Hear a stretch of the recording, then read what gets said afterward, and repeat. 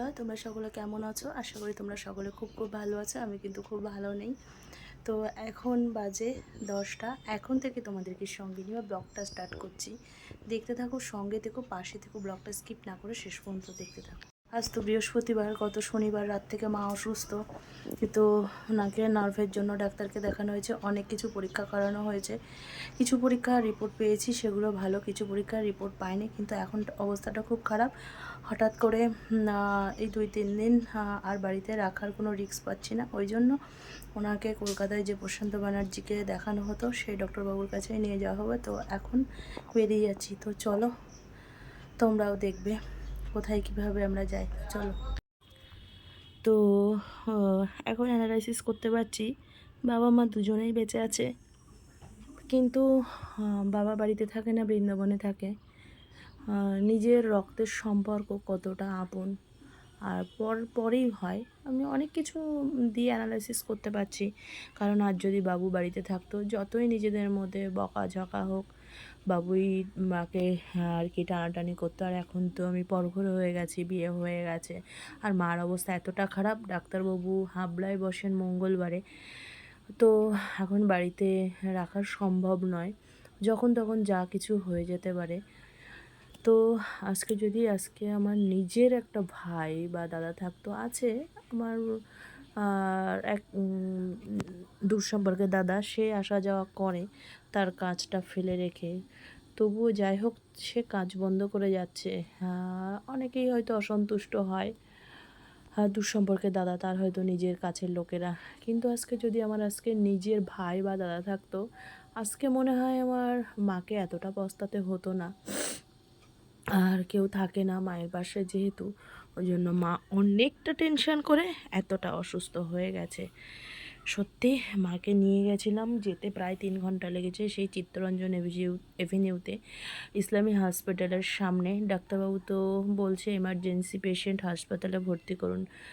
বাইরে বসিয়ে রেখেছিল, খুব কষ্ট হচ্ছিল। এমার্জেন্সি পেশেন্টদের তো ডাক্তারবাবুরা দেখতে চান না।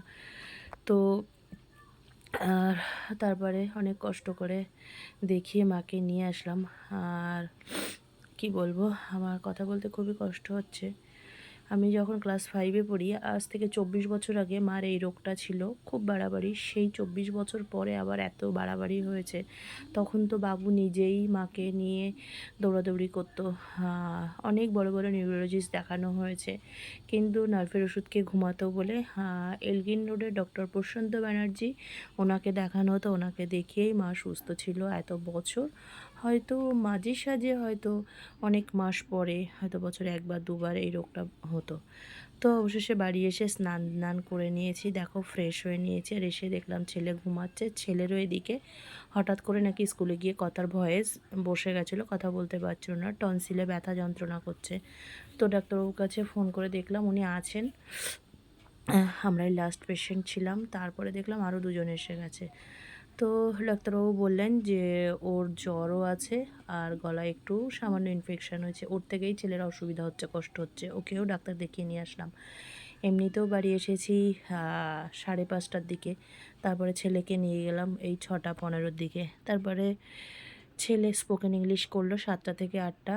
আর কাল শুক্রবার স্কুলে হলো ক্লে মডেলিং আছে, তাই ও বাড়িতে প্র্যাকটিস করছে। ওগুলো স্কুলে নিয়ে যাবে, তাই তো একটা বাটারফ্লাই করার চেষ্টা করছে।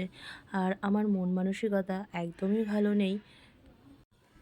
মার ওখানে ছিলাম 5 দিন মতো। তো এদিকে মার ওখানে থাকলে এদিকে ছেলেকে কে দেখবে। আমি বললাম তুমি আমার সঙ্গে চলো, তো মা আসতে চাইলো না। দিদা আছে, বোন আছে, ওই কারণে বললো আমার কোনো অসুবিধা হবে না।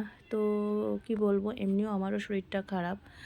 তো দেখো, ছেলের ওদিকে বইপত্র গুছিয়ে দিয়ে এসে রাতের আর কি খাবার তৈরি করে নিচ্ছি।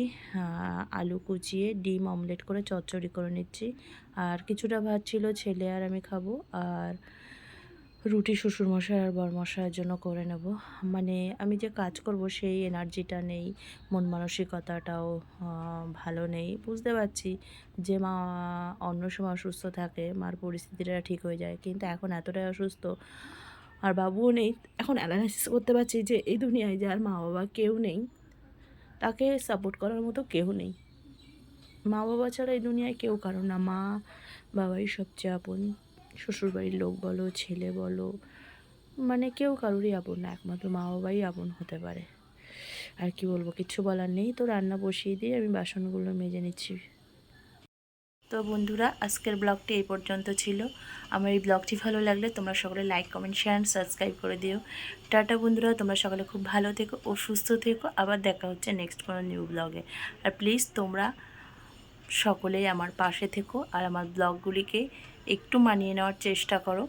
আর যদি ব্লগটি ভালো লাগে একটা লাইক, একটা কমেন্ট করে দিও।